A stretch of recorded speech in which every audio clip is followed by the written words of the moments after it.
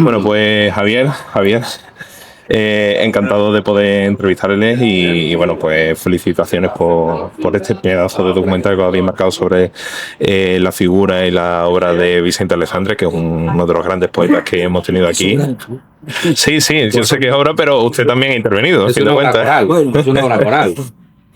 De hecho, las preguntas iban un poco en ese sentido, ¿no? Tanto la realización de Javier, ¿no? A la hora de todo el proceso de producción, de rodaje y tal, y su participación también como también testigo vivo Como uno de los poetas que estuvo. Exactamente. Y mi primera pregunta era para Javier, ¿no? Para usted, en el sentido de que en qué momento le surgió la idea de hacer este documental, ¿no? De rescatar la memoria de esta casa y de convertirla en el eje narrativo de la película. Bueno, pues la idea surge a partir de una canción del grupo Maga que se llama En la casa del número 3, que es la única canción que se ha escrito sobre la casa, sobre Belintonia. Y en un homenaje de uno de los aniversarios, pues invitaron al grupo a tocar ahí a la casa. Y bueno, a partir de ahí nos llevó a nosotros la historia, fuimos a ver la casa. Y claro, y ahí ya me quedé un poco impresionado, pues primero en el estado en el que se encontraba la casa, ¿no? Que estaba de abandono de hacía 40 años. Y luego también, pues, bueno, me impresionó mucho que lo desconocido que era la figura de Aleixandre, yo me incluyo entre ellos, que el 27 sabemos muchas cosas, pero Aleixandre creo que es el gran desconocido. Me parece increíble que fuera una historia que nunca se hubiera contado, porque no había ningún documental tampoco. Y luego, desde el punto de vista también de la casa, pues bueno, ese estado de abandono de un sitio por el que una especie de templo de la poesía del siglo XX, pues por el que pasaron pues, todas las generaciones, del 27 hasta la última de los novísimos, ¿no? Y un sitio tan importante para nuestra cultura que estuviera en ese estado, ¿no? Y eso fue uno de los motivos principales para embarcarme en la historia. Sí, bueno, ¿y qué fue lo que descubriste en este espacio físico, ¿no? Que te ayudó a entender un poco mejor cómo fue Vicente Aleixandre en vida? Pues sobre todo las huellas, ¿no? Que hay en la casa, que yo creo que era uno de los alicientes también desde el punto de vista cinematográfico, ¿no? Todas esas huellas, porque está la huella de la cama, donde escribo casi toda la obra, la huella del reloj, del paso del tiempo, donde estaban los cuadros. Y entonces, todas esas huellas, ¿no? Me parece muy interesante poder traer esa historia de vuelta, ¿no? A partir de esas huellas, ¿no? Y luego también desde el punto de vista, bueno, de la experiencia con ellos, que son los últimos que estuvieron en la casa y conocieron a Aleixandre, que también esas huellas pues les sirvieran a ellos, que estuvieron al principio de la película. Ellos llegan a la casa 40 años después, le abrimos las puertas y bueno, toman un tiempo para deambular por la casa, ¿no? Buscando pues un poco esos recuerdos y entonces eso también, esas huellas también nos sirven pues para que ellos traigan de vuelta la memoria, sus recuerdos y una energía que yo creo que planea durante todo el documental. Y bueno, Javier, usted ha dicho que Aleixandre fue un auténtico padre, ¿no? Por así decirlo, ¿no? ¿Puede contarnos un poco algún momento concreto, alguna conversación en su casa de Belintonia que le marcara, tanto personal como profesionalmente? Mi relación con Vicente Aleixandre fue a través de la lectura de uno de sus libros, La Sombra del Paraíso, y me causó tal impacto ese libro, se encardinó de tal forma en mi vida que entonces yo, sin conocerle, realmente, le escribí una carta diciéndole no que quería verlo, porque no me atrevía yo a verlo, pero sí que tenía necesidad de expresarle lo que había sentido leyendo ese libro. Y entonces él a las 48 horas me respondió con otra carta diciendo que venga usted a verme, porque si usted lee de esa manera uno de mis libros ya es amigo mío, porque el lector que lee interiorizando lo que lee ya es amigo del autor. Y entonces ahí comentó una relación que fue una relación literaria, en el sentido de que él me dio muchos consejos como poeta muy incipiente, porque yo todavía no había publicado ningún libro, tenía un libro escrito, pero ni se había publicado todavía, que yo le iba leyendo, pero al mismo tiempo me dio consejos vitales y fue para mí como una especie de padre.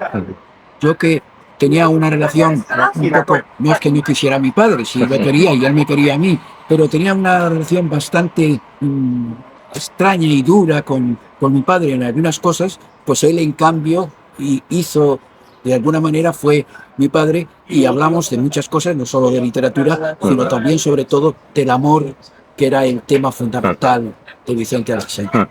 Y bueno, para ambos me gustaría que me Me comentaréis, bueno, que Belintones fue un refugio de libertad y de creatividad en una España pues marcada por la censura, ¿no? Y la dictadura franquista de aquellos años.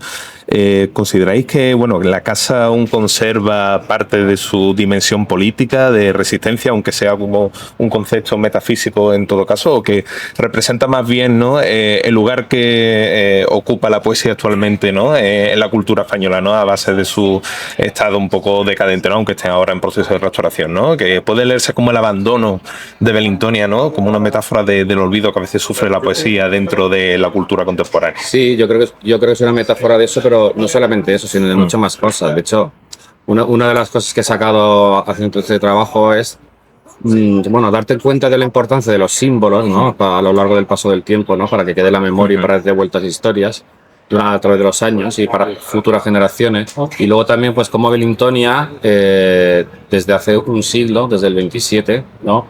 Siempre ha sido un símbolo, incluso hasta el día de hoy. Ahora, a día de hoy, representa también un poco todo este abandono que dices, pero también un poco es el símbolo, pues, de si la casa se vuelve a convertir en la casa de la poesía, también va a ser el símbolo, pues, de la creación, de la poesía. Pero claro, ya en el 27, cuando Alexander, el 27 del siglo pasado, ya era el símbolo, pues, de una nueva poesía que venía, de la generación del 27, de romper un poco, ¿no? con el pasado poético.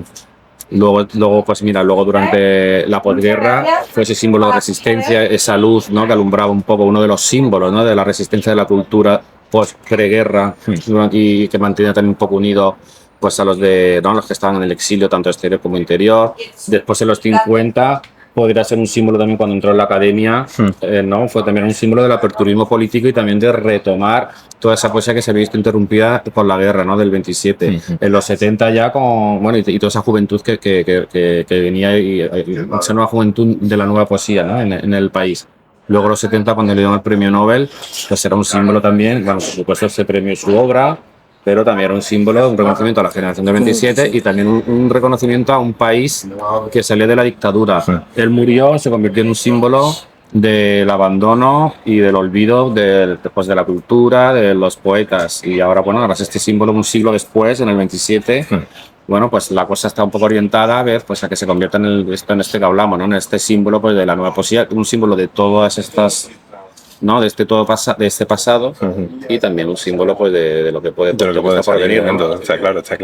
¿Y qué papel ocupa la memoria, ¿no? En tu manera de concebir el documental como forma artística, ¿no? ¿Era más importante para ti que la película trascendiera la mera nostalgia, o que se quedara como un testigo documental de lo que es y fue Belintones? Para mí la historia es que sea especialmente un testigo documental y sobre todo traer las historias a partir de los protagonistas. Aquí también una suerte que hay con todo esto, aunque ha sido un trabajo muy intenso de documentación, muchísimo material de cartas, de textos, y con un punto de vista o sea, Alexander tenía un punto muy confesional, que sabe mucho los sentimientos. Entonces tenemos ese punto de vista también de cercano con personajes, pues, que conocemos toda la vida del 27, diferentes generaciones de poetas. Entonces, claro, era traer de vuelta toda esa historia, pero a través, digamos, de los protagonistas, ¿no? A partir de pequeñas historias, ¿no? de este lado humano, ¿no? Entonces era esa recuperación de la memoria, pero a partir de los protagonistas y de esto, digamos, de su vida cotidiana un poco. Bueno, ¿y qué aprendiste de las personas que participaron de las voces que participaron en el documental, ¿no? Como Vicente Molina Foy, como Antonio Colinas, como el propio Javier, ¿no? ¿Qué me puedes decir de Bueno, a mí me gustó mucho, pues, sobre todo, pues, cómo hablaban de Alexander, ¿no? Y lo importante que fue para todos ellos, que al final, bueno, pues, cuando estaba montando, pues todos coincidían en un montón de cosas. Ahí estamos, además, realmente toda la generación del 70. Ahí está Jaime Tonofi, poetas excelentes, como Colinas, como Jaime Sires, como Vicente Molina Foy. En fin, es una reunión. Eso sirvió también, Vicente Aleixandre, para unirnos a todos nosotros. Es decir, que la amistad que yo tenía entonces, cuando empezábamos a escribir, por ejemplo, con Luis Alberto de Cuenca o Luis Antonio de Villena, surgió a través de Vicente Aleixandre. Y recuerdo también el conocimiento que tuve de Antonio Carvajal. El primer poeta del que me habló él cuando yo fui a visitarle fue Antonio Carvajal, y me dijo: tienes que conocerlo y leer su obra porque es muy interesante. Una obra que todavía no había publicado más que un libro, pero que era un libro muy interesante. Es decir, que en este sentido fue también un gran cultivador de la amistad. Bueno, y él creía mucho en la amistad que era la forma de amor más desinteresada que existe, la de la amistad, como Sí. bien se sabe. Sí, también era como un conector tanto de generaciones como de gente, porque a ellos todos coinciden. Nosotros nos hablaba de uno, de otro, nos presentaba, hace que nos conociéramos, ¿no? Y también, pues, claro, ellos llegaban, ¿no? Lo que cuenta también Jaime, que claro, nosotros veníamos, tenemos 18 años y de repente nos sentíamos poetas, que él ya era un poeta consagrado. Claro. Y estábamos aquí rodeados de los grandes poetas y él conectaba a todo el mundo entre sí, era como una especie de networker, ¿no? Que sería ahora, ¿no? Pero él nunca hacía ver quién era como poeta. Hay un estudio muy interesante de Alejandro Duque Musco en que habla que él siempre desaparecía, por eso utilizó varios seudónimos durante algún momento cuando empezaba a escribir, porque él lo que quería es desaparecer dentro de la poesía y vivir. Porque la vida, decía, que está por encima de toda poesía. Y la poesía lo único que hace es de alguna forma celebrar esa vida o coronar, como él decía incluso, esa vida. Pero más importante que todo lo que escribiera, la vida no era la letra, decía, sino lo que se vivía. ¿No? Eso es importantísimo. Y Javier, en su opinión, ¿qué aspectos de la poesía de Alexandre le parecen hoy que están más presentes o más renovados en la actualidad? Pues, claro, como en Vicente Alexandre hay diversas etapas. Hay una primera etapa que es surrealista, otra etapa que es más realista, y luego otra etapa más metafísica, que hasta el final hay diferentes voces. Y en eso influyó mucho también el trato que tuvo con los jóvenes. Su propia poesía fue evolucionando, porque él decía que no solo los jóvenes aprenden de los mayores, sino que los mayores aprenden también de lo que hacen los jóvenes, ¿no? Y por tanto, todo ese contacto que tuvo y esas conversaciones con jóvenes le ayudó mucho incluso a cambiar las diferentes fases que hubo en su poesía, ¿no? Esta primera surrealista, luego la otra más realista, etcétera, etcétera. Y luego el lenguaje, claro, el lenguaje de Vicente Alexandre es que él, también lo dice Alejandro Duque Musco, él desaparece. Una de las formas que tenía de desaparecer era a través del lenguaje, porque todo era como una especie de cosmos, ¿no? Y estaban todos dentro, todo era todo, ¿no? Y por tanto no había... Él hablaba poco, aunque él estaba en todo, ¿no? Y usted, ¿cómo le gustaría que Belintonia, ¿no?, inspirase a las nuevas generaciones de poetas, de lectores, de espectadores, está claro, ¿no?, a través de documentales, pero a un público más amplio, ¿no?, ahora así decirlo, aquellos que quieran acercarse a la figura de Vicente o a las obras de otros miembros de la generación del 27? Bueno, yo creo que una de las cosas que puede contribuir la película de Javier es precisamente a que se proyecte en institutos, en colegios, etcétera. Porque yo he hablado muchas veces con profesores y la generación del 27, unos cuantos nombres, Lorca sobre todo, algo de Alexandre, algo de Cernuda, pero poco más. Y luego ya, si se sigue adelante, ya el 50 prácticamente no se les habla ya. Es decir, que falta los alumnos, a no ser que por su cuenta muchos lean, etcétera, y por tanto esta película puede ser un incentivo para la lectura, no solo de Vicente Alexandre, sino también de los otros miembros del 27 e incluso de poetas más jóvenes, de otras generaciones posteriores. Y Javier, ¿qué representaba para ti Vicente Alexandre antes de iniciar este proyecto? ¿Y qué significa ahora, después de haber convivido en su universo poético y humano durante el rodaje de la película? Bueno, pues para mí, antes, yo me incluyo entre los que no era uno de los grandes desconocidos de nuestra literatura, que es uno de los alicientes también para meterme un poco en todo este proyecto. Y ahora para mí, pues después de todo este tiempo, es verdad que es un personaje que da para muchísimo más, porque yo solamente he dedicado un año a esto y cuando estaba con el guión y con las lecturas, que casi cualquier hilo que tira da para sacar algo. Para mucho. Entonces, para mí es una forma casi como de empezar, Pues ya sé bastantes cosas, pero es una forma como de empezar ¿no? introducirme un poquito más en su figura y sobre todo en su obra, que tampoco me ha dado tiempo a profundizar mucho, pero sí que sobre todo la última parte es la que me ha parecido más interesante, ¿no? Y nada, yo me considero un espectador medio, cuando hago también mis propias cosas me considero un espectador medio y a mí pues me ha servido pues para sentir más curiosidad por él y bueno, para tener ganas de leer. Bueno, y a Alexandre le hubiera encantado. Si hubiera vivido.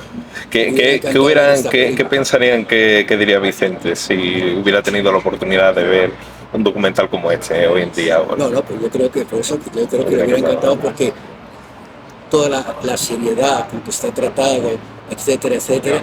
Y luego también eso, que la figura de él es una figura que no es...